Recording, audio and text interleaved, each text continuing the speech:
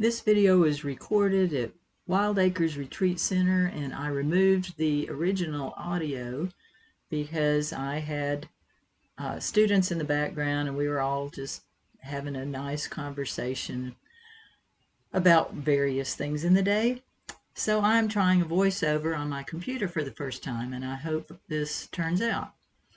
We had gone to the orchard at Altapass, where I took a photograph of a sign at the butterfly garden, and I'm painting the image, which is in the lower left hand corner of your page.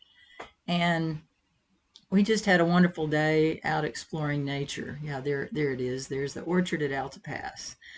This is right off the Blue Ridge Parkway in North Carolina, and it was a warm day, but really nice because the flowers were in bloom and the butterflies were about, so it was good. So I took my students out there to gather information, and I was just painting some things after the evening meal, just as a memory to go in my journal.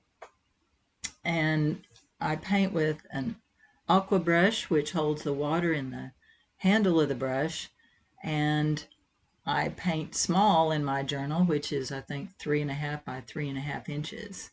So if you haven't ever tried that, it's a lot of fun. I find that it makes painting very convenient, and I think that's important because if it's convenient, then I'll do it. So here I'm laying in the beginnings of the painting, and I'll come back as watercolor dries and add some darkness to it. Traditional watercolor is you paint light to dark. So I also wanted the background to be fairly blurred because that also kind of helps with the illusion of depth. The sign needed to have a little more definition, so I came back in and added some brown, and then I'll come back to that later and let it dry. One of the things that I also like to use, and you'll see later, is a white gel pen. My favorite, let's see if I can find it, is Signo Uni-ball, I believe it is. Yeah, Uni-ball Signo, and it's white opaque pen, and I can come back and add highlights if I need to. Because I'm working so small and because I'm in a journal, I don't use that masking fluid to save some of my whites, and it's tiny, so I use the Uni-ball white gel pen to reestablish some of the whites that I've obliterated. And I can also use it to write the white lettering on the sign that I painted. So I find it very useful and helpful to have that in my arsenal of little tools. Here I'm adding a little bit more dark in the background to push the sign forward. And again, the background is now dry, so that dark will just go on top and add to the picture. Let's see what's coming up next. Oh, more dark. Oh, I decided the sign too is also somewhat of a tangent. The bottom of the sign in the picture, a tangent is where one object ends. So I'm adding a little more dark of the distance to help with the background and push that sign more forward. Warmer colors help things advance. Cooler colors help things recede. So I'm trying to keep some of the cooler colors in the background, and I'll add warmer tones up front.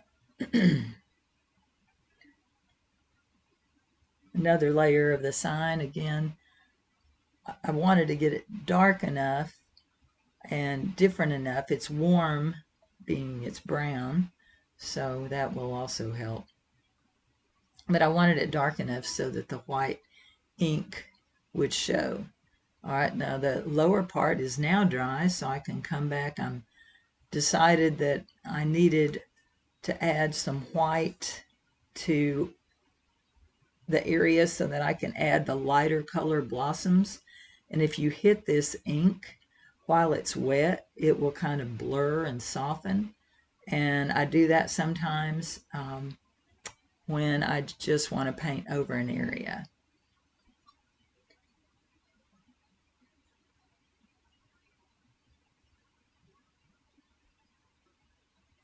See how I hit it with the brush right afterward, and that just softened and lightened up the area that I just put the white ink.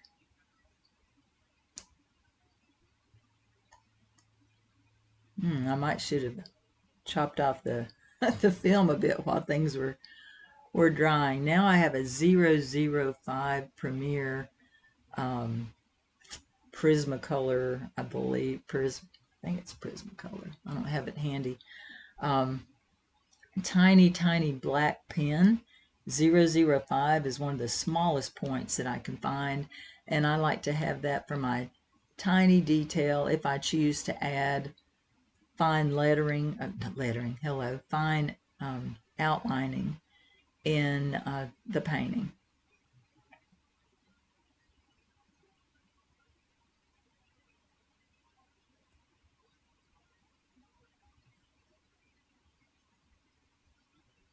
Trying to evaluate, okay, was that a good idea to put that in the background or not?